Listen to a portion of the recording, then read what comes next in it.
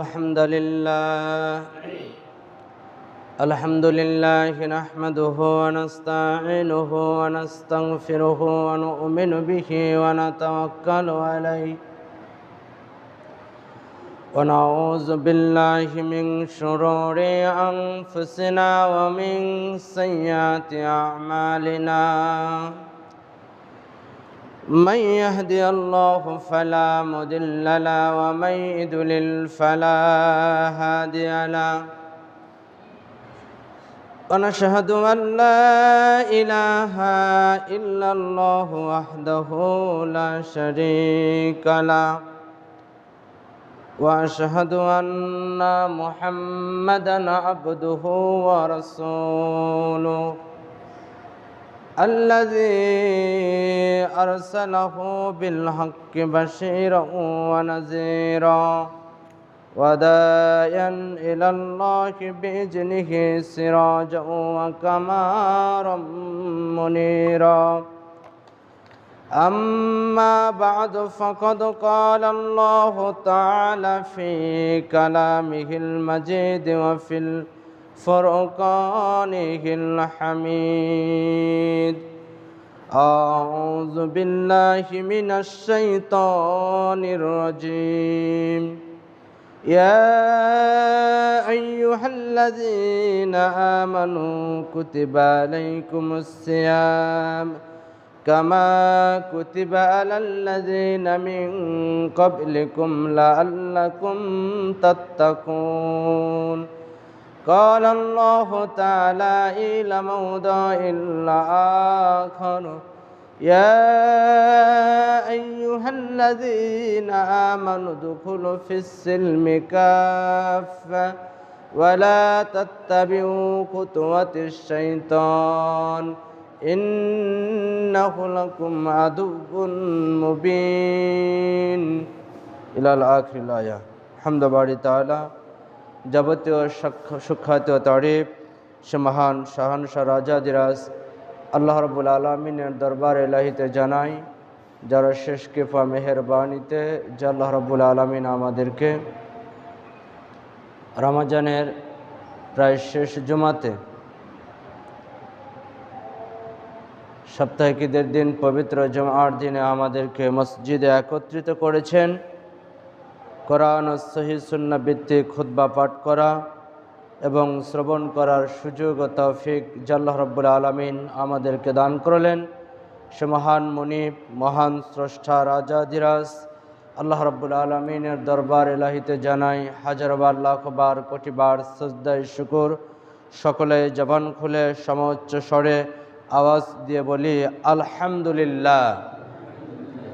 শান্তির ধারা বর্ষিত হোক আমাদের প্রিয় নবী, আখিরি নবী, উম্মত দরদি নবী, নবিকুল শিরোমণি, নবিকুল শিরোভূষণ, আকায়ে নামদার, তাজদারে মদিনা, দুল আলে আমেনা, যেই নবীর সুপারিশবিহীন একজন মুসলিম উম্মার নিষ্পত্তি হবে না, সে নবী জনাব মুহাম্মদুর রাসূলুল্লাহ সাল্লাল্লাহু আলাইহি ওয়াসাল্লামের উপর আল্লাহুম্মা সাল্লি আলাইহি আল্লাহুম্মা বারিক আলাইহি। সম্মানিত উপস্থিতি, আজকের খুতবার সংক্ষিপ্ত আলোচ্য বিষয় যাকাতুল ফিতর। উক্ত বিষয়ে স্বল্প পরিসরে অল্প কিছু আলোচনা পেশ করে শেষ করার চেষ্টা রাখবো ইনশাআল্লাহ। ওমা তৌফিক ইল্লা বিল্লাহি তাওয়াক্কালতু ওয়া ইলাইহি উনীব। মহান আল্লাহ রাব্বুল আলামিন তার নৈকট্য সন্তুষ্ট লাভের উদ্দেশ্যে যতগুলো আমলের কথা উল্লেখ করেছেন, তার মধ্যে গুরুত্বপূর্ণ একটি আমল হচ্ছেন যাকাতুল বা সাদাকাতুল ফিতর। খুবই গুরুত্বপূর্ণ আমল, যেই আমলটি কেবলমাত্র শুধুমাত্র একমাত্র রমজান মাসে নিহিত রয়েছেন, অন্য কোনো মাসে নয়। সম্মানিত দিনী ভাইয়েরা, আমরা একটু উপলব্ধি করলে বুঝতে পারি রমজানের গুরুত্ব ফজিলত কেন এত বেশি। তার পিছনে আরেকটি কারণ হলো এই রমজান মাসেই আল্লাহ রাব্বুল আলামিন কোরআন মাজিদ নাজিল করেছেন, এজন্য রমজানের এত গুরুত্ব। আল্লাহ বলছেন শাহরু রমাদান আল্লাযী উনজিলা ফীহিল কুরআন হুদাল লিন্নাস ওয়া বাইয়িনাতিন মিনাল হুদা ওয়াল ফুরকান। পবিত্র কোরআন মাজিদ রমজান মাসেই নাজিল করা হয়েছে। এটা মুসলিম উম্মার জন্য হেদায়েত স্বরূপ। আর অবশ্যই যারা এইটা বুঝতে পারবেন, জানতে পারবেন, কোরআন এবং হাদিস অনুযায়ী তাদের নিজের জীবন পরিচালনা করবে, সত্য মিথ্যার পার্থক্যকারী হিসাবে আল্লাহ রাব্বুল আলামিন পবিত্র মহাগ্রন্থ আল কোরআন মাজিদকে নাজিল করেছেন। এই কোরআন মাজিদ নাজিল হয়েছে, আল্লাহ রাব্বুল আলামিন এই কোরআন মাজিদকে নাজিল করেছেন রমজানের শেষ দশকে বেজর রাত্রিতে। যেই রাত্রিগুলোর বর্ণনা দিতে গিয়ে আল্লাহ রাব্বুল আলামিন পবিত্র মহাগ্রন্থ আল কোরআন মাজিদে মর্যাদা সম্পন্ন একটি সূরা, সূরাতুল কদর, অধিক মর্যাদা সম্পন্ন এই সূরাতে আল্লাহ রাব্বুল আলামিন বলছেন, ইন্না আনজালনাহু ফি লাইলাতিল কদর, নিশ্চয় আমি আল্লাহ রাব্বুল আলামিন কোরআন নাজিল করেছি মর্যাদা সম্পন্ন রজনীতে। অর্থাৎ কোরআন যে মর্যাদা সম্পন্ন রজনীতে নাজিল হয়েছে, লাইলাতুল কদরের রাত্রিতে নাজিল হয়েছে, এ আয়াত দ্বারা তার প্রমাণ হয়। এ আয়াতে আল্লাহ রাব্বুল আলামিনের সূরার মধ্যে একথা ঘোষণা করেছেন, লাইলাতুল কদরটা কি? হে রাসূল, আপনি কি জানেন লাইলাতুল কদর কি? লাইলাতুল কদর হলো 1000 মাসের চেয়েও উত্তম। বলুন সুবহানাল্লাহ। তো এই 1000 মাসের চেয়ে উত্তম হলো লাইলাতুল কদর। আর এই লাইলাতুল কদরের রাত্রিতে কেউ যদি ইবাদত বন্দেগী, দাসত্ব, গোলামি, তাসবিহ, তাহলিলের মাধ্যমে, কোরআন তেলাওয়াতের মাধ্যমে, জিকির আজগারের মাধ্যমে রাত্রি যাপন করে, 1000 মাস ইবাদত করলেন, তাসবিহ তাহলিল পাঠ করলেন, জিকির আজগার করলেন, কোরআন তেলাওয়াত করলে যেই সমপরিমাণ নেকি হয়, সব হয়, আল্লাহর নবী বলেছেন এই রজনীতে ইবাদত করলে ওই সমপরিমাণ নেকি আল্লাহ রাব্বুল আলামিন তার আমলনামায় দিয়ে দিবেন। শুধু তাই নয়, আমরা রমজানের শেষ দশকের মধ্যে উপস্থিত হয়েছি। এর মধ্যে আরেকটি গুরুত্বপূর্ণ আমল হলো জাকাতুল ফিতর বা সাদাকাতুল ফিতর, যা প্রত্যেকটা মানুষের উপরে ফরজ। ধনী গরিব, দাস দাসী, নরনারী প্রত্যেকটা মানুষের উপরেই সাদাকাতুল ফিতর ফরজ। এটা অবশ্যই আদায় করতে হবে। একজন মিসকিন যার পরিবারের মধ্যে খাবারের সংকট আছে, খাবারের মতো কোনো ব্যবস্থাপনা নাই, ওই ব্যক্তিকেও ফিতরা আদায় করতে হবে। একজন দাসকেও ফিতরা আদায় করতে হবে। নর এবং নারী উভয়কেই এই সাদাকাতুল ফিতর বা জাকাতুল ফিতর আদায় করতেই হবে। কেন নয়, সাদাকাতুল ফিতরের দ্বারা বেশ কয়েকটি জিনিস উল্লেখ করা হয়েছে। তার মধ্যে একটি হল রমজানের সিয়ামের মাধ্যমে ভুল ত্রুটিগুলো যেগুলো হয়, সিয়ামরত অবস্থায় অনেক সময় মুখ দ্বারা অশ্লীল কথা বের হয়ে যায়, গালমন্দ কথা বের হয়ে যায়, বা অনেক সময় ভুলবশত কোনো কিছু খেয়ে ফেলা হয়। এরকম রমজানের যেই সমস্ত সিয়ামরত অবস্থায় কিছু কিছু ভুল ত্রুটি হয়ে যায়, এই ভুল ত্রুটিগুলো সংশোধনের হিসাবে আল্লাহর নবী এই সাদাকাতুল ফিতর প্রত্যেকটা মুসলিম উম্মার জন্য, ধনী গরিব সব শ্রেণী মানুষের জন্য আল্লাহ রাসূল সাল্লাল্লাহু আলাইহি সাল্লাম নির্ধারণ করেছেন। আল্লাহর নবী বলেছেন, আরেকটি উদ্দেশ্য হলো সাদাকাতুল ফিতর হলো ফিতর অর্থাৎ ফিতরাত। ফিতরাত কারণ জিনিসটা হলো প্রত্যেকটা আদম সন্তান জন্মগ্রহণ করেন ফিতরাতের উপরে, মানে আপনি জন্মগ্রহণ করেছেন ফিতরাতের উপরে, আপনার সন্তান জন্মগ্রহণ করেছেন ফিতরাতের উপরে। আর এই ফিতরাত থেকেই ফিতর, মানে এটা হচ্ছে জানের সাদাকা, জানের ফিদিয়া। যদিও আপনারা আবার কথা বলতে পারেন, হুজুর আপনারা তো আলোচনায় এমন একটি কথা বলে থাকেন যে ব্যক্তি ঈদগাহে যাওয়ার পূর্বে জন্মগ্রহণ করে, যেই বাচ্চা শিশুটি ঈদগাহে যাওয়ার পূর্বে জন্মগ্রহণ করে তাকেও ফিতরা দিতে হয়, মানে তার পক্ষ থেকে তার বাবা, তার মামা বা তার চাচা, তার অভিভাবক ফিতরা আদায় করবেন। তো ওই বাচ্চা তো রমজানের সিয়াম পালন করতে পারে নাই, সবেমাত্র জন্মগ্রহণ করেছে, ওর আবার ফিতরা কেন?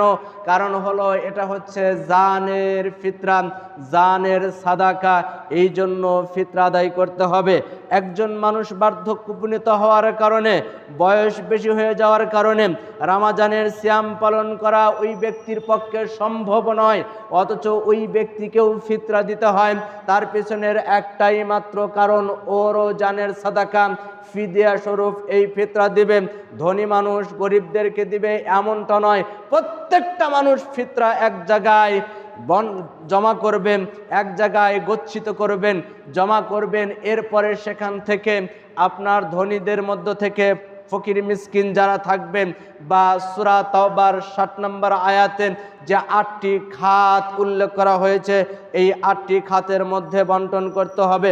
এবার আসুন, এই সাদাকাতুল বা জাকাতুল ফিতর এটি ফরজ হয়েছে মূলত 2য় হিজরি সনে ঈদ উল ফিতরের 2 দিন পূর্বে এটি ফরজ করা হয়েছে, যা ঈদ উল ফিতরের সালাতে বের হওয়ার পূর্বেই এটা মাথা পিছু 1 সাপ বা হাতের মধ্যম হাতের 4 অঞ্জলি 1 সা সমপরিমাণ 2.5 কেজি প্রত্যেকটা মানুষকে ফিতরা আদায় করতে হবে। রাসূল সাল্লাল্লাহু আলাইহি ওয়াসাল্লাম বলেন, তার স্বীয় উম্মতের কৃতদাস স্বাধীন পুরুষ নারী ছোট বড় সকলের উপরেই এই রমজানের শেষ দশকের মধ্যে মাথা পিছু 1 সা সমপরিমাণ খেজুর, 1 সা সমপরিমাণ জব, 1 সা সমপরিমাণ কিশমিশ এই খাদ্যদ্রব্য দ্বারা ফিতরা আদায় করার জন্য আল্লাহর নবী ঘোষণা করেছেন। হাদিসটি সহিহুল বুখারীর 1503 নম্বর হাদিস, 1506 নম্বর হাদিস, মুসলিম শরীফের 986 নম্বর হাদিস, আরও অনেক কিতাবে হাদিসটি উল্লেখ করা হয়েছে। অতএব প্রত্যেকটা মানুষকেই খাদ্যদ্রব্য দিয়েই ফিতরা আদায় করতে হবে, এটাই হচ্ছে রাসূলের সুন্নাহ।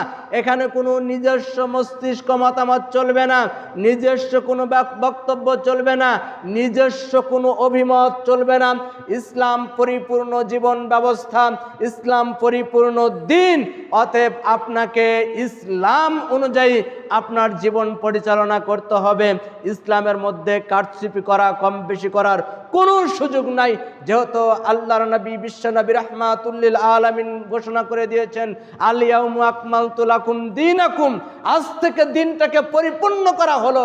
আল্লাহর নবী বিদায় হজের ভাষণে এই কথা উল্লেখ করেছেন, দিনটাকে পরিপূর্ণ করেছেন। আল্লাহর নবী এভাবে উদাহরণ দিয়ে বুঝেছেন, একটি গ্লাসের মধ্যে পানি ঢালা হলো, এবার এই গ্লাসটা পরিপূর্ণ করা হলো।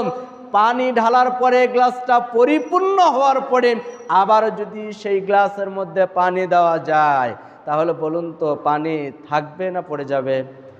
পড়ে যাবে। নিঃসন্দেহে পানি গ্লাসে যতটুকুন আছে তার উপরে যতটুকুন বর্তিত হবে, অবশিষ্ট পরে যে পানিটাকে দেওয়া হয়েছে ওই পানিটুকু বেশি আর ওই পানিটুকুন পড়ে যাবে, তাই না? তাহলে দিন পরিপূর্ণ হয়ে গেছেন, সেই দিনের মধ্যে বাড়তি করে কোনো কিছু ঢুকানোর সুযোগ নাই, কম বেশি করার কোনো সুযোগ নাই। আল্লাহর নাম হচ্ছেন সালাম, তিনি মুসলিমদের জন্য দান করেছেন ইসলাম। ইসলাম হচ্ছে আল্লাহর নিকটে মনোনীত দিন। আল্লাহর নবী আল্লাহ রাব্বুল আলামিন বলেছেন, ইন্নাদ-দীনা ইনদাল্লাহিল ইসলাম, মুসলিমদের জন্য যেই ধর্মটি নির্ধারণ করে দিয়েছেন তার নাম হলো ইসলাম। আসলামা ইসলামু ইসলামান ফাহুয়া মুসলিমুন, যারা এই দিনকে মেনে চলবে, ইসলামকে মেনে চলবে, তারা হলো মুসলিম। তাহলে আপনাকে ইসলাম অনুযায়ী আপনার জীবন পরিচালনা করতে হবে, ইসলাম অনুযায়ী আপনাকে চলতে হবে। আপনার নিজস্ব মস্তিষ্ক দ্বারা, মতামত দ্বারা ইসলাম পরিচালিত হতে পারে না। সম্মানিত দিনী ভাই, আল্লাহ রাব্বুল আলামিন বলেন, ইয়া আইয়ুহাল্লাযীনা আমানু আমানু দুখুলু ফিস-সিলমি কাফফা, হে পৃথিবীর বিশ্বাসীগণ, তোমরা পরিপূর্ণভাবে ইসলামের মধ্যে প্রবেশ করো। আল্লাহ কেন বিশ্বাসীগণদেরকে, ঈমানদারদেরকে ডেকে বললেন তোমরা ইসলামের মধ্যে পরিপূর্ণভাবে প্রবেশ করো? তার মানে আল্লাহর প্রতি ঈমান আনলেই যে একদম সে ব্যক্তি পরিপূর্ণ মুমিন হয়েছেন এমনটা নয়। আল্লাহ বলছেন, বিশ্বাসীগণ তোমরা পরিপূর্ণভাবে ইসলামের মধ্যে প্রবেশ করো। ঈমান আনার পরেও আপনাকে ইসলামের মধ্যে পরিপূর্ণভাবে প্রবেশ করতে হবে, ইসলাম অনুযায়ী আপনার নিজের জীবন পরিচালনা করতে হবে। আমরা উদাহরণস্বরূপ কখনো এরকম বলে থাকি যে কোনো মানুষ প্রচণ্ড তৃষ্ণার্ত হলে, পানির পিপাসায় কাতর যখন হয়ে যায়, পিপাসার্ত হয়, তখন তাকে একটু পানি দিলেন, সে পানি পান করবে। তার পানি পান করার প্রয়োজন 2 থেকে 3 গ্লাস, ওই মুহূর্তে যদি আপনি 1 গ্লাস পানি দেন আর পিপাসার্ত ব্যক্তি 1 গ্লাসের পানি অর্ধেক খেবে, মানে খাইবে, পান করবে আর অর্ধেক রেখে দিবে, এরকমটা কখনো করে? কখনোই করবে না। আপনার প্রচণ্ড বাথরুমের চাপ দিয়েছেন, পেশাবের চাপ দিয়েছেন, এমনটা কি কেউ কখনো করে যে পেশাব করতে গিয়ে অর্ধেক করে আর অর্ধেক নিয়ে উঠে চলে আসে? বাথরুম করতে গিয়ে অর্ধেক করে অর্ধেক নিয়ে চলে আসে? খাবার খেতে নিয়ে অর্ধেকটা খায় আর অর্ধেকটা ঠেলে রেখে দেয়, এটা আর এখন খাবো না, থাক, ক্ষুধা আছে পেটের মধ্যে, রাখ, পরে আবার খেয়ে নিবনি, এরকমটা করা হয় না। প্রচণ্ড কনকনে শীতের মধ্যে যখন আমরা রাত্রিবেলায় ঘুমাতে যাই, তখন কিন্তু লেপ, খেতা, কম্বল এগুলোর নিচে যাই। তো প্রচণ্ড শীতের মধ্যে যখন ঘুমাতে যাই, তখন কিন্তু লেপের অর্ধেকটা মানে পা থেকে নিয়ে কোমর পর্যন্ত ঢেকে রাখি আর বুকের অংশটা বাইর করে রাখি, এমনটা কিন্তু নয়। তখন কিন্তু পুরাটাই লেপের মধ্যে পুরাটাই ঢোকা হয়। মশারি যখন গরমের সময় মশার উত্তাপে, মশার কবল থেকে বাঁচার জন্য, আত্মরক্ষা করার জন্য আমরা মশারি টানাই, এমনটা কি কেউ কখনো করি যে মশারির মধ্যে অর্ধেক হাত বা আর 1 হাত পা মশারির মধ্যে আর 1 হাত পা মশারির বাইরে, এরকমটা কি আমরা রেখে দেই? তা কিন্তু রাখি না, পুরাটাই মশারির মধ্যে। তাহলে এখানে যখন আমরা কোনো কাপড় চোপড় পরিধান করি, 1 হাতা মনে হয় জামার হাতার মধ্যে 1 হাত ঢুকিয়ে দেই, পাঞ্জাবির হাতার মধ্যে 1 হাত ঢুকিয়ে দেই আর 1 হাত মনে হয় বাহিরে রাখি, তা কি রাখি? তা কিন্তু রাখি না। কেন নয়? আমরা যখন দুনিয়ার চলার ক্ষেত্রে যেই কাজটা করব, চেষ্টা করি সেই কাজটা পরিপূর্ণ করার জন্য। যতক্ষণ পর্যন্ত পরিপূর্ণ না হয় ততক্ষণ পর্যন্ত আমরা সেটা ছেড়ে দেই না। তাহলে ইসলাম মানার ক্ষেত্রে কেন আপনি অর্ধেকটা মানছেন? হয়তোবা উদাহরণটা আপনারা বুঝতে পারেন নাই। আল্লাহ রাসূল বলেছেন খাদ্যদ্রব্য দ্বারা ফিতরা আদায় করতে হবে, আর আপনি খাদ্যদ্রব্য বাদ দিয়ে টাকা দিয়ে ফিতরা আদায় করছেন। ইসলাম মানছেন? পরিপূর্ণ ইসলাম মানছেন? আল্লাহ বলছে পরিপূর্ণ ইসলাম মানতে, পরিপূর্ণ দিন মানতে।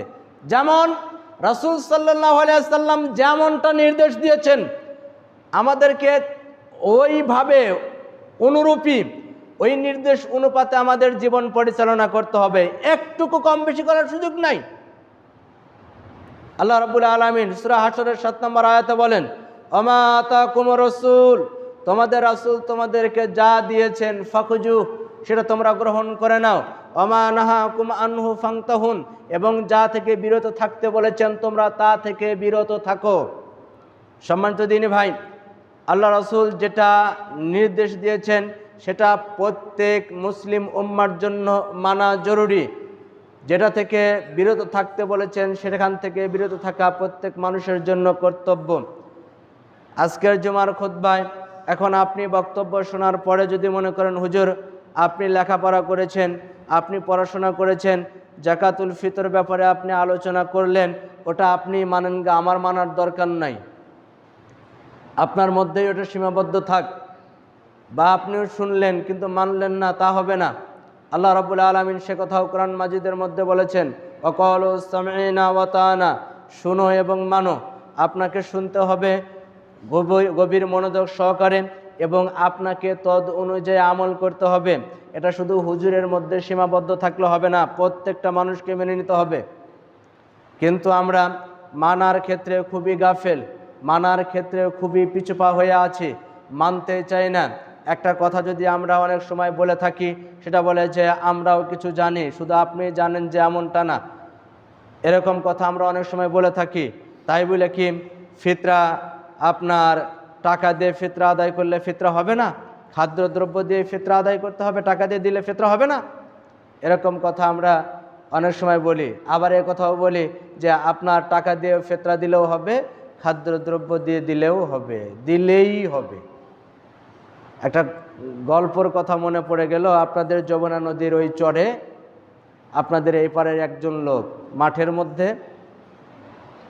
ওনার অল্প একটু জায়গা, সেই জায়গার মধ্যে একটা লাউ গাছ রোপণ করেছে, লাউ গাছের বিচি রোপণ করেছে। তো মোটামুটি মাঝে মাঝেই যায়, একটু পানি দেয়, একটু সার দেয়, একটু কীটনাশক দেয়, ওষুধ দেয়, দেওয়ার পরে পরিচর্যা করে একটু জাংলা টাংলা দিয়ে মোটামুটি একটা পরিবেশ করে ফেলছে। এবার ওই লাউ গাছে একটাই মাত্র লাউ ধরেছে, বেশি ধরে নাই, একটা লাউ ধরেছে। তো লাউটা বড় হওয়ার পরে ওই লাউটা কেটে নিয়ে আপনার এনায়েতপুর বাজারে নিয়ে আসছে মনে করেন, বা ওইদিকে কোনো একটা বাজারে নিয়ে গেছে বিক্রি করার জন্য। তো বেচারা হিসাব করে দেখলো যে আমি এ যাবৎ পর্যন্ত এই লাউ গাছের পিছনে যত শ্রম দিয়েছি, যত কষ্ট করেছি, পরিশ্রম করেছি, সে অনুপাতে আমার এই কয়েক মাসে খরচ হয়েছে 250 টাকা। তাহলে আমাকে তো কিছু লাভ করতে হবে, যত শ্রম দিয়েছি, খরচা যা হয়েছে 250 টাকা খরচ হয়েছে। এই একটা লাউ বাজারে নিয়ে বসে আছে, একজন ব্যক্তি এসে জিজ্ঞাসা করছে, চাচা লাউর দাম কত? বলে 300 টাকা। মানে 50 টাকা বেশি বাড়ায় এসেছে লাভ। 250 টাকা খরচ হয়েছে আর 50 টাকা লাভের জন্য 300 টাকা। তো বলছে যে অন্যরা লাউ বিক্রি করে 15 টাকা 20 টাকা, আর আপনি এই লাউ বিক্রি করতে চাইতেছেন 300 টাকা। আপনার মাথাটা থেকে ঠিক আছে না? পাবনা নিয়ে আপনাকে রেখে আসতে হবে। এই লাউ কেউ 300 টাকা দিয়ে নিবে? তো নেয় না নেয় সেটা আমি বুঝবো। 300 টাকা আমার লাউয়ের দাম, এতে আপনার পছন্দ হইলে ভালো লাগলে নেন, না লাগলে আপনি যান। তো বেচারা চলে গেছে। আর একজন আবার আসছে, এসে বলছে যে চাচা লাউয়ের দাম কত? বলে 300 টাকা। তো বেচারা খেপে গেছে। খেপে যাওয়ার পরে বলতেছে যে লাউ 20 টাকা, 280 টাকাই কম, 20 টাকা দিব, যদি দেন তো দেন, না দেন তো না দেন, গেলাম। বেচারা খেপে যায়, ওই বেচারার গালের মধ্যে একটা থাপ্পড় মেরে দিছে যে আমি লাউয়ের দাম চাইছি 300 টাকা আর ওই বলে 20 টাকা, বারবার বলে 20 টাকা। গালের মধ্যে কইসা একটা থাপ্পড় মেরে দিছে। এই বেচারা তো খেপে গেছে, লোকজন ডাকতে গেছে, তো লাউটাও রেখে চলে আসতে নদী পাতাইলে মনে করেন যে 7-8 কেটে আসছে। একজন ব্যক্তির সাথে সাক্ষাৎ হয়েছে। সাক্ষাৎ হওয়ার পরে বলছে, কি ব্যাপার আপনি এরকম নদীর ক্ষেত্রে এইভাবে চলে আসতেছেন কেন, কি হয়েছে? বলতেছে, বলিও না, আমি একটা লাউ গাছ গোপন করেছিলাম ওই পারে, তো এই লাউ গাছের পিছনে খরচ হয়েছে আমার 250 টাকা। একটাই মাত্র লাউ ধরেছে, বাজারে নিয়ে গেছি বিক্রি করার জন্য, আমার এই লাউয়ের দাম বলে 20 টাকা। তো বলার কারণে 300 টাকা দাম চাইছে, বলছে 20 টাকা। আমি আবার একটা রাগ করে একটা থাপ্পড় মেরে দিছি। তো থাপ্পড় মারার কারণে ওরার লোকজন নিয়ে আমারে আবার মারতে আসছে। তো বলছে যে আপনি লাউ গাছ রোপণ করছেন, লাউ গাছের পিছনে খরচ হয়েছে 250 টাকা, ঠিকই আছে। দাম চাইছেন 300 টাকা, তো ঠিকই আছে। তো ওই বেচারাকে থাপ্পড় মারছেন, বলে এটাও ঠিক আছে। ও যে মারতে আসছে বলে ওটাও ঠিক আছে। এবার কিছুটুকু আসার পরে আপনাদের এলাকার এক হুজুরের সাথে সাক্ষাৎ হয়েছে। হুজুর বলছে, কি ব্যাপার আপনি এভাবে চলে আসতেছেন কেন, কি হয়েছে? বলে আমি একটা লাউ গাছ রোপণ করছিলাম, এই একটা লাউ ধরেছিল, 300 টাকা বিক্রি করতে চাইছি, তো বেচারা আমার সাথে রাগারাগি করছে, পরে আমি একটা মারিয়ে দিছি থাপ্পড়। ঠিকই আছে। তো ওরা আবার আমাকে যে মারধর করার জন্য বলে আসতেছে, বলে ওটাও তো ঠিকই আছে। মানে বুঝার কোনো দরকার নাই, সবই ঠিকই আছে।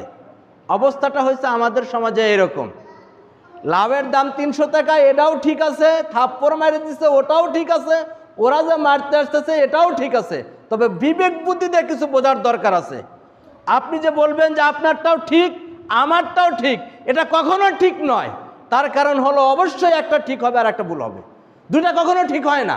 অপশন থাকে কিছু, একটা ঠিক হলে সেটা ঠিক মারতে হয়, আর একটা ভুল লাগলে সেখানে ক্রস মারতে হয়। তো দুটা কি করে ঠিক হয়? আপনি বলছেন যে না, খাদ্যদ্রব্য দিলেও ফেতরা হবে, টাকা দিলেও ফেতরা হবে, ফেতরা হয়ে যাবে, কখনোই নয়।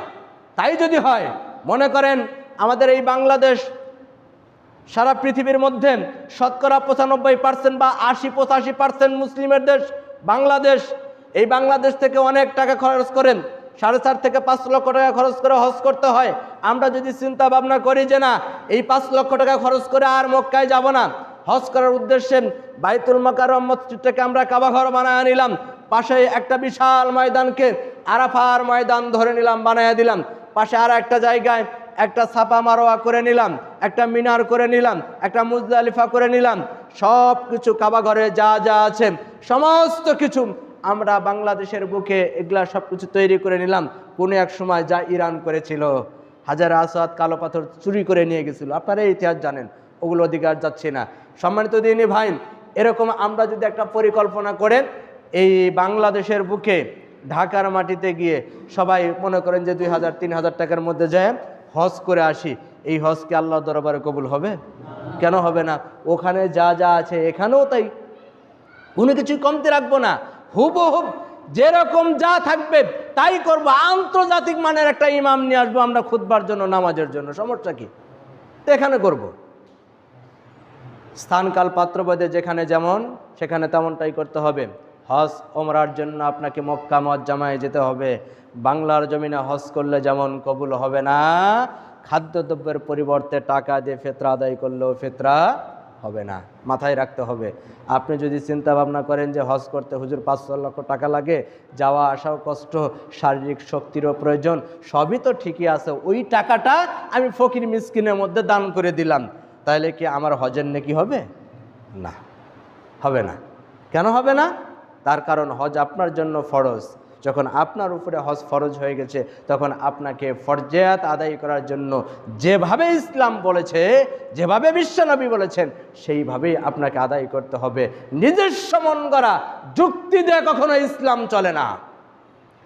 যদি যুক্তি দিয়ে ইসলাম চলতো তাহলে হযরত আলী রাদিয়াল্লাহু তাআলা আনহু তিনি বলেছেন, আমি রাসূল সাল্লাল্লাহু আলাইহি সাল্লামকে দেখেছি, যদি না দেখতাম তাহলে আমার মস্তিষ্ক, আমার মেধা, আমার বিদ্যা, আমার বুদ্ধি, আমার যুক্তি, যে যখন আমরা হেঁটে যাই তখন পায়ের তালুতে নিচের অংশে ময়লা পড়ে, নিচের অংশে ধুলাবালি লাগে, তাহলে মোজার উপরে যখন মাসে করি, মাসে করা আলী রাদিয়াল্লাহু তাআলা আনহুর যুক্তি, মাসে করতে হবে নিচের অংশে, মোচার অর্থাৎ নিচের অংশে, পায়ের নিচের অংশে, তালুর অংশে মাসে করতে হবে। কিন্তু রাসূল সাল্লাল্লাহু আলাইহি সাল্লামকে আমি দেখেছি আল্লাহ রাসূল পায়ের উপরের অংশে মাসে করেছেন, অতএব এখানে আমার যুক্তি চলবে না। রাসূল সাল্লাল্লাহু আলাইহি সাল্লাম যেইভাবে নির্দেশ দিয়েছেন, যেইভাবে আদেশ দিয়েছেন, আপনাকে সেইভাবে আদেশ অনুপাতে আপনার জীবন পরিচালনা করতে হবে, কম বেশি করার কোনো সুযোগ নাই। এখন ইসলামী ফাউন্ডেশন থেকে বাইতুল মোকাররম মসজিদের ইমাম সাহেব মাওলানা আব্দুল মালেক, মুফতি আব্দুল মালেক সাহেব ভেতরা একটা নির্ধারণ করে দিয়েছে, মাথা পিছু 110 টাকা, ধনী গরিব সবার উপরেই 110 টাকা। যার 10 তলা, 12 তলা, 15 তলা, 20 তলা বাড়ি আছে, যে গাড়ি নিয়ে চলাফেরা করে, যে প্রত্যেক মাসে 2 থেকে 2.5 লক্ষ টাকা ইনকাম করে, 80 টাকা, 90 টাকা, 100 টাকা কেজি চাউলের ভাত খায়, তার উপরেও 10 টাকা। আবার ফকির একজন গরিব মানুষ, মিসকিন মানুষ, দিন এনে দিন খায়, তার উপরে 110 টাকা। এটা কোনো ইনসাফ হলো নাকি? কিসের ভিত্তিতে 110 টাকা আপনি ফিতরা নির্ধারণ করলেন? আপনি খাবেন 80 টাকা কেজি চাউলের ভাত, আর আপনি ফিতরা আদায় করবেন 45 টাকা, 40 টাকা কেজি চাউলের। কখনোই এটা ইসলাম গ্রহণ করে না। খাদ্যদ্রব্য দ্বারা আপনাকে ফিতরা দিতে হবে, যেই মানের চাউল খাবেন আপনাকে ওই মানের চাউল দিয়ে ফিতরা আদায় করতে হবে। এক চুল পরিমাণ যদি কম বেশি করেন আপনার ফিতরা হবে না, এটা মনে রাখতে হবে। যদি আপনার ফিতরা না হয় তাহলে সিয়ামের ভুল ত্রুটি যেগুলা, এগুলো আদায় হবে না। আপনি দানের ফিদা স্বরূপ, সাদাকা স্বরূপ, এটাও গ্রহণ হবে না, আল্লাহর দরবারে কবুল হবে না।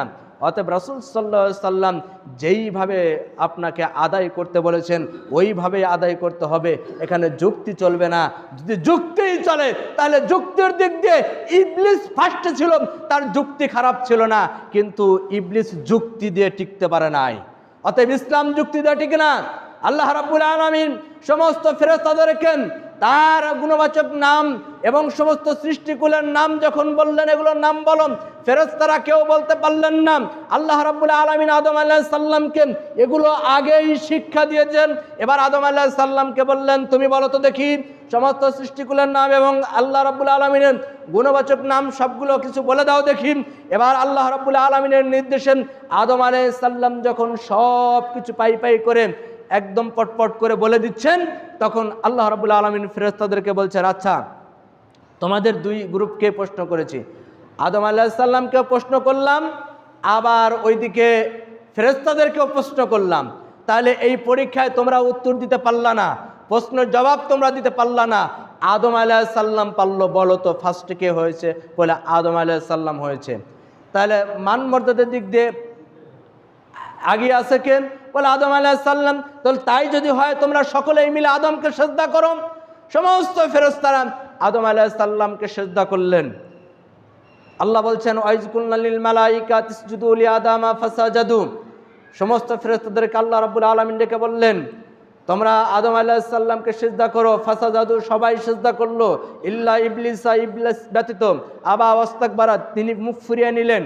কেন মুখ ফিরিয়ে নিলেন? তিনি বলছিলেন যে আল্লাহ, আমার যেই মাথা দিয়ে, যেই ললাটে দিয়ে, যেই মাথা দিয়ে তোমাকে সিজদা করি, আমি ওই মাথা দিয়ে, ওই ললাটে দিয়ে, ওই মস্তিষ্ক দ্বারা একজন মাটির তৈরি মানুষকে সিজদা করবে, এটা আমার পক্ষে সম্ভব নয়। ইবলিসের যুক্তি তো খারাপ ছিল না, যুক্তির দিকে অটল। যুক্তি কিন্তু ঠিকই ছিল যে যেই মাথা দিয়ে আল্লাহকে সিজদা করি, আমি সেই মাথা দিয়ে আবার মাটির তৈরি আদমকে সিজদা করবো, এটা কিভাবে সম্ভব? সিজদা করলেন না। যুক্তির কারণে আল্লাহ রাব্বুল আলামিন হুকুম করেছেন তুমি সিজদা করো। ইবলিস যুক্তি দেখালো, না এটা চলবে না। যার কারণে ইবলিস অভিশপ্ত হয়ে গেলেন। আবার ইবলিস আরেকটি যুক্তি দেখিয়েছিল যে আল্লাহ, আগুনের গুণ ক্ষমতা হলো ঊর্ধ্বমুখী, উপরের দিকে, আর মাটির গুণ ক্ষমতা হলো নিচের দিকে, নিম্ন দিকে। তাহলে আমি হলাম আগুনের তৈরি, আদম হলো মাটির তৈরি। আগুনের তৈরি হয়ে মাটির তৈরি মানুষকে আমি কিভাবে সিজদা করি? এখানে একটু অহংকার করেছিলেন। অহংকার করার কারণে আল্লাহ রাব্বুল আলামিন ইবলিসকে ধ্বংস করে দিলেন। তাহলে যুক্তির ভিত্তিতে যদি চলতো তাহলে তো ইবলিস হতো না, শয়তান হতো না। কারণ ওর যুক্তি খারাপ ছিল না, যুক্তি ঠিক ছিল। যুক্তি দিয়ে কখনো ইসলাম চলে না। ইসলাম চলবেন রাসূল সাল্লাল্লাহু আলাইহি সাল্লামের ভিত্তিতে। আপনি যদি আল্লাহ রাসূল সাল্লাল্লাহু আলাইহি সাল্লামকে অনুসরণ করেন, আল্লাহ রাসূলকে যদি মেনে চলেন, তাহলে দুটি পুরস্কার রয়েছে আপনার জন্য, দুটি কল্যাণ রয়েছে আপনার জন্য। কেন নয়? আল্লাহ রাব্বুল আলামিন বলেছেন, হে রাসূল আপনি বলুন, কুল ইন কুনতুম তুহিব্বুনাল্লাহ ফাত্তাবিউনি ইউহিব্বুকুমুল্লাহ। হে রাসূল আপনি বলুন, যারা আল্লাহর সন্তুষ্টি অর্জন করতে চায়, যারা আল্লাহকে ভালোবাসতে চায়, যারা আল্লাহর সান্নিধ্য অর্জন করতে চায়, আল্লাহর নিকটবর্তী হতে চায়, যারা আল্লাহকে ভালোবাসে, ফাত্তাবিউনি ইউহিব্বুকুমুল্লাহ, সেজন্য আপনারই ইত্তেবা করে, আপনার অনুসরণ করে, আপনার আনুগত্য করে, আপনাকে মেনে চলেন। যদি আপনার অনুকরণ করে, আপনাকে মেনে চলে, তাহলে মনে রাখবেন আমি আল্লাহ রাব্বুল আলামিন ওই বান্দাকে ভালোবাসবো। রাসূলের অনুসরণ করলে আল্লাহর ভালোবাসা পাওয়া যায়। শুধু আল্লাহর ভালোবাসাই বলে ক্ষান্ত নয়। আল্লাহর নবী বলেছেন, মহান আল্লাহ বলেন, ওয়ায়াগফির লাকুম যুনুবাকুম আল্লাহু গফুরুর রহিম। আল্লাহ রাব্বুল আলামিন ওই ব্যক্তির অতীত জীবনের সমস্ত অপরাধ আল্লাহ মাফ করে দিবেন, শুধুমাত্র একটাই মাত্র কারণ, রাসূলের ইত্তিবা করার কারণে, রাসূলের সুন্নাহ মানার কারণে। আল্লাহ রাসূল বলছেন, মান আহাব্বা সুন্নতি ফাকাদ আহাব্বানি ওয়া মান আহাব্বানি কানা মাইয়াও ফিল জান্নাহ। যে ব্যক্তি আমার সুন্নাতকে আঁকড়ে ধরলো, সে আমাকে আঁকড়ে ধরলো, আর যে আমাকে আঁকড়ে ধরলো সে ব্যক্তি আমি রাসূলের সাথে জান্নাতে যাবে। ইমাম আব্দুল মালিককে, মুফতি আব্দুল মালিককে অনুসরণ করলে আর রাসূলের সাথে জান্নাতে যাওয়ার পরিকল্পনা করলে, ওই যে আমি একটা কথা মাঝে মাঝে বলি যে পৃথিবীর বুকে ইমাম শাফিকে মেনেছেন, পৃথিবীর বুকে ইমাম মালিককে মেনেছেন, পৃথিবীর বুকে ইমাম আহমদ বিন হাম্বলকে মেনেছেন, পৃথিবীর মুখে ইমাম শাফিকে মেনেছেন, পৃথিবীর বুকে নকশবন্দিয়া, সিস্তিয়া, মুজাদ্দিদা, কাদারিয়া, দেহলবি, বেহলবি, সারসিনা, বিভিন্ন পীরতন্ত্র, বিভিন্ন তরিকা, বিভিন্ন মাযহাবকে অনুসরণ করে পৃথিবীর বুকে আমল করেছেন। কখনোই আপনি রাসূল সাল্লাল্লাহু আলাইহি সাল্লামের সুন্নাহর উপরে আমল করেন নাই, রাসূলের আদর্শকে মেনে চলার চেষ্টা করেন নাই। আর মৃত্যুবরণ করার পরেই যখন আপনাকে কবরের মধ্যে রাখা হয়, তখন উপরের মুসল্লিগুলো, আপনার সঙ্গীর সাথে যারা আপনাকে রাখতে গেছে, তারা কত সুন্দর করে বলে বিসমিল্লাহি ওয়া আলা মিল্লাতি রাসূলিল্লাহ। সারা জীবন ভর, এই জন্য একটা কথা বলি যে এই সারা জীবন ভর যদি তুমি নৌকার মিছিল করো, ধানের শীষের মিছিল করো, আর দাড়িপাল্লার কাছে যা যদি খিচুড়ি দাও, অমনি উঠেই বাড়ি শুরু করবে। দুনিয়ার উপরে ইমাম শাফিকে অনুসরণ করেছ, ইমাম মালিককে অনুসরণ করেছ, ইমাম আহমদ বিন হাম্বলকে অনুসরণ করেছো, ইমাম আবু হানিফা রাহিমাহুল্লাহকে অনুসরণ করেছো, আর মৃত্যুবরণ করার পরেই তোমাকে রাসূলের মিল্লাত করে যখন কবরের মধ্যে রাখা হবে, সঙ্গে সঙ্গে ফেরেশতারা কবরে বাঁশ তুলে বাড়ি শুরু করবে। ভণ্ডামে উপরে চলেছে, মাটির নিচে নয়। সম্মানিত দিনী ভাই, এই জন্য বলছি, পৃথিবীর বুকে জীবিত থাকা অবস্থায় রাসূলের ইত্তেবা করেন, রাসূলকে অনুসরণ করেন, রাসূলকে মানার চেষ্টা করেন, গোলামি করার চেষ্টা করিয়েন না, নিজস্বভাবে কোনো ফতোয়া দেওয়ার চেষ্টা করিয়েন না যে খাদ্যদ্রব্য দ্বারা দিলেও হবে, টাকা দিলেও হবে, দুইটাই হবে। এটা কখনো ঠিক নয়। ফতোয়া দিতে হলে একটু চিন্তা ভাবনা করে ফতোয়া দিতে হয়। আপনাদের তো এলাকায় ফতোয়ার মুফতির অভাব নাই। মুফতি সাহেবদের এমন অবস্থা, ওই যে অনেক দিন আগে এক মুফতি সাহেবের কথা বলি, যে বলছিল আমরা বুখারী শরীফ, মুসলিম শরীফ, তিরমিজি শরীফ, নাসাই শরীফ, আবু দাউদ শরীফ, তারপরে কি বেহেশতি জোহর, মুকসিদুল মুমিনিন, সব শরীফ আমরা মুখস্থ করে ফেলছি। এরকম মুফতি সাহেব একজন ফতোয়া দিয়েছিল, আপনারা জানেন তো। এরকম মুফতি যদি হয়, জীবনে কোনো দিন পেটের উপরে বোম মারলে একটা আরবি হরফ বের হবে না, অথচ ফতোয়া দেওয়ার বেলায় পাকা। আমার এক ছোট ভাই আছে, একজন যদি আমারে প্রশ্ন করে, জিজ্ঞাসা করে, আমার সামনে থাকলেও টপ করে ফতোয়া দিয়ে দিবে, এটা হবে না। হাদিসের উপরে দাওরা অনার্স মাস্টার্স করেছি, দাওরা হাদিস করছি কওমি মাদ্রাসা থেকে, এখন পর্যন্ত ফতোয়া দিতে গেলে বুক কাঁপে। আবার ফতোয়া বোর্ডে ফোন দিয়ে তারপরে জেনে বুঝে তখন ফতোয়া দেই, এর আগে কথা বলতে পারি না। আর ফতোয়া জিজ্ঞাসা করার আগেই ওর অ্যান্সার মনে হয় রেডি থাকে। ফতোয়া দিতে গেলে চিন্তা ভাবনা করে দিতে হয়। এদেশের একজন বড় মাপের একজন আলেম, উনি ফতোয়া দিয়েছেন যে হজ ওমরার জন্য 1 বছরের জন্য বন্ধ করা হোক, 1 বছরের হজ ওমরা বন্ধ করে ওই টাকাগুলো ইরানে দেওয়া হোক। কেননা ইরানকে অস্ত্র শস্ত্র কিনে তাদেরকে সহযোগিতা করার দরকার, অথচ ইরান সম্পর্কে আপনার ধারণা নাই। ফতোয়া মেরে দিলেন, আল্লাহর হুকুমকে অমান্য করলেন, হজ ওমরাকে বন্ধ করে দিবেন। আপনার দৌড় তো কম নয়, খালি টুপি মাথায় থাকলে, দাড়ি মুখে থাকলেই আর আপনি একেবারে বড্ড বড় মুফতি আর আলেম হয়ে গেলেন না। ইসলামের বিরুদ্ধে, কোরআন হাদিসের বিরুদ্ধে, আল্লাহর বিরুদ্ধে লড়তে গেলে সে কখনো সম্মানিত হয় না, অপদস্থ হয়, অপমানিত হয়। চিন্তা ভাবনা করে কথা বলতে হয়। সম্মানিত দিনী ভাই, যে কথা বলছিলাম, খাদ্যদ্রব্য দ্বারাই ফিতরা আদায় করতে হবে, অন্য কোনো কিছু দিয়ে ফিতরা দিলে ফিতরা হবে না, হবে না, হবে না। এবার আপনি যদি ওই যে ওই রকম ফতোয়া দেন যে দিলেই হইল, হোক আর না হোক, তাহলে ঠিক আছে, তাহলে আর আমার কিছু বলার নাই। আপনি যদি রাসূলের সুন্নাহকে মেনে চলেন, রাসূলের আদর্শকে মেনে চলেন, রাসূলের রীতিনীতিকে মেনে চলেন, আমার এই মাইকের আওয়াজ যতদূর পর্যন্ত যাচ্ছেন, যদি আজকের খুতবা শোনার পরে রাসূলের সুন্নাহকে অপমান করেন, রাসূলের আদর্শকে অপমান করেন, তাহলে অবশ্যই রাসূলের সাথে গাদ্দারি করেছেন। চিন্তা ভাবনা করে ফতোয়া দেওয়ার চেষ্টা করবেন। আমার কাছে প্রমাণ আছে, আমি হাদিস নাম্বার পরে সহকারে আপনাদেরকে বলেছি যে খাদ্যদ্রব্য দ্বারাই ফিতরা আদায় করতে হবে, নিজস্ব কোনো মস্তিষ্ক দ্বারা, মতামত দ্বারা, টাকা দিয়ে ফিতরা দিলে ফিতরা হবে না, হবে না, হবে না। আল্লাহ আমাদের সকলকে সহি বুঝ দান করুক, সকলে বলি আমিন। সম্মানিত দিনী ভাই, রমজানের শেষ দশকের মধ্যে আবার আরেকটি আমল থাকে, সেটা হচ্ছে যাকাত। যাদের নিসাব পরিমাণ সম্পদ আছে, স্বর্ণ 7.5 ভরি স্বর্ণ সমমূল্যে যাদের কাছে টাকা আছে, ব্যাংকে গচ্ছিত, বা 1 বছর পূর্ণ হয়েছে এরকম যাদের 7.5 ভরি স্বর্ণ মূল্যের টাকা আছে, তাদেরকে অবশ্যই যাকাত দিতে হবে।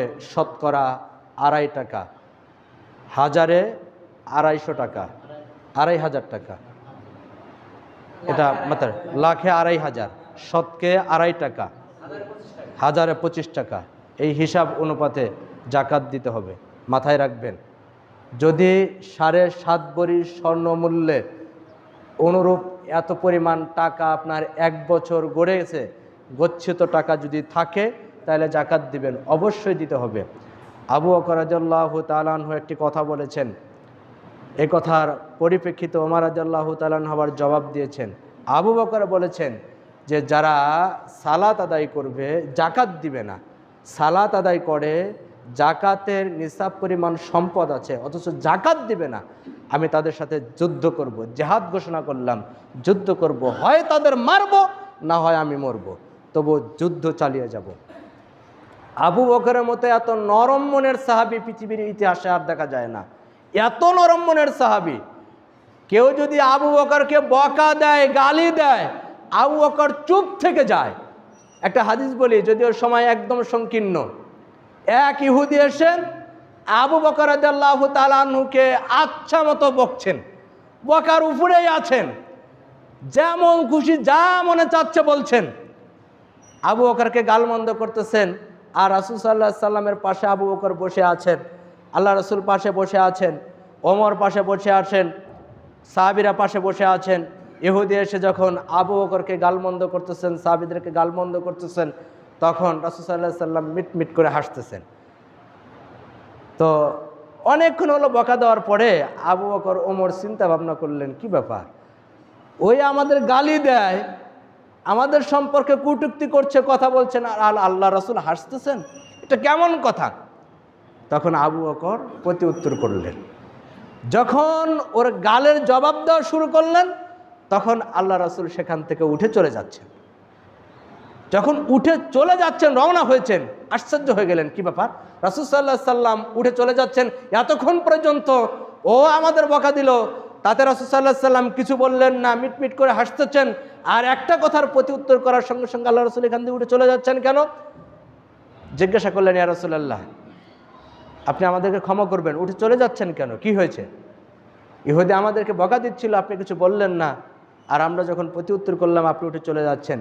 তখন আল্লাহ রাসূল বলছেন, শোনো, আমি নবী, তোমরা নবী না, আমি যা দেখি তোমরা দেখো না। ওই ইহুদি যখন তোমাদেরকে বকা দিচ্ছিল, আল্লাহর পক্ষ থেকে ফেরেশতারা তার প্রতি উত্তর করছিল। সুবহানাল্লাহ, সুবহানাল্লাহ। প্রত্যেকটা কথার জবাব ফেরেশতারা দিচ্ছিলেন। ওই ইহুদির সাথে ফেরেশতারা ঝগড়া করছেন, এটা আমি দেখতে পেলাম। আল্লাহর পক্ষ থেকে ওই ইহুদির বিরুদ্ধে ফেরেশতারা এসে লড়াই করছেন, আর যখন তুমি ওর প্রতি উত্তর করলা, জবাব দিয়ে দিলা, সঙ্গে সঙ্গে ওই ফেরেশতা উঠে চলে গেল, যার কারণে যেখানে ফেরেশতা থাকলো না, চলে যাচ্ছে, আমার থাকার সুযোগ নাই, আমিও চলে যাচ্ছি। কথা কি বোঝা গেল? আবু বকর এত নরম মনের মানুষ যে ইহুদিরা যদি আবু বকরকে বকা দিত, গালমন্দ করত, আবু বকর চুপ থাকতো, প্রতি উত্তর করতো না। খুব নরম মনের একজন সাহাবী। তিনি বলছেন, আমি যুদ্ধ করব যারা যাকাত দিবে না তাদের বিরুদ্ধে। ওমর রাদিয়াল্লাহু তাআলা আনহু বলছেন, আপনি কি সত্যি তাদের বিরুদ্ধে যুদ্ধ করবেন? বলে, হ্যাঁ, আমি সত্যি তাদের বিরুদ্ধে যুদ্ধ করব, হয় তাদের মারব, না হয় আমি নিজে মরব, তবে যুদ্ধ চালিয়ে যাব। সম্মানিত দিনী ভাই, যাকাত সম্পর্কে যদি আরও বিস্তারিত জানার প্রয়োজন হয়, একান্ত একনিষ্ঠ আমার সাথে বসবেন, ইনশাআল্লাহ আমি আপনাকে সহজভাবে বোঝানোর চেষ্টা করব। শস্য যদি থাকে আপনার, ধান, গম, তারপরে সরিষা, এরকম শস্য থাকলে 20 মণে 1 মণ আপনাকে যাকাত দিতে হবে। আর গরু, ছাগল, এগুলো যদি আপনার 30-এর অধিক থাকে, তাহলে 30-এর উপরে 31টা হলে আপনাকে যাকাত দিতে, বা 30টা হলে একটা যাকাত দিতে হবে। গরু 40টা থাকলে একটা যাকাত দিতে হবে। এরকম হিসাব রয়েছে যাকাত সম্পর্কে। যাদের নিসাব পরিমাণ সম্পদ আছে, অনেক, আপনার তো ব্যবসায়িক এলাকায়, এই এলাকায় তো মানুষের টাকা পয়সার অভাব নাই, অনেক টাকা পয়সার মানুষ আপনারা, কিন্তু যাকাত দিবেন। যাকাত দিলে সম্পদ পবিত্র হয়, সম্পদ বৃদ্ধি হয়। আর যদি যাকাত না দেন, আল্লাহ মুহূর্তের মধ্যে সম্পদ সব ধ্বংস করে দিতে পারেন। পারে না? অবশ্যই পারেন। মনে করেন আপনার একটা অসুখ হয়ে গেল, আপনার এই খাজা ইউনুস আলীতে লাখ লাখ টাকা খরচ করছেন, ফুরাচ্ছেন, কিন্তু কিছুই হচ্ছে না। আপনার মাথার মধ্যে একটু ব্যথা লাগে, ডাক্তাররা বিভিন্নভাবে পরীক্ষা নিরীক্ষা করছে, ব্যথাটাই কোত্থেকে আসলো ধরতে পারে নাই, বুঝতে পারেন নাই। অথচ টাকা আপনার শেষ হয়ে গেছে, জমি, বাড়ি, গাড়ি সব বিক্রি করে দিবেন। যদি আল্লাহ রাস্তায় আপনি টাকা দান করেন, সাদাকা করেন, যাকাত দেন, দান করার কারণে অবশ্যই আল্লাহ রাব্বুল আলামিন আপনাকে দুনিয়ার বালা মুসিবত থেকে, বিপদ থেকে হেফাজত করবেন ইনশাআল্লাহ। যাদের নিসাব পরিমাণ সম্পদ আছে, অবশ্যই তাদের যাকাত দিতে হবে। একজন জিজ্ঞাসা করছেন, হুজুর, আমি তো আমার ফ্যাক্টরিতে কিছু মালপত্র আছে, কিছু আপনার জিনিসপত্র আছে, যেগুলো দ্বারা আমি আয় ইনকাম করি, কিছু মেশিন আছে, তো এই মেশিনগুলো কি যাকাত দিতে হবে? না, ব্যবসায়িক পণ্যের যাকাত হয় না। দোকানে মাল তুলেছেন, বিক্রি করছেন, মাল তুলছেন, বিক্রি করছেন, এই পণ্যের যাকাত হবে না। আপনি চাইলে দান করতে পারেন, তবে ওইটার যাকাত হবে না। আল্লাহ আমাদের সকলকে সহি বুঝ দান করুক। আল্লাহুম্মা আমিন। বারাকাল্লাহু লানা ওয়া লাকুম ফিল কুরআনিল আযীম। ইন্নাহু জাওয়াদুন কারিমুন মুরাফিক।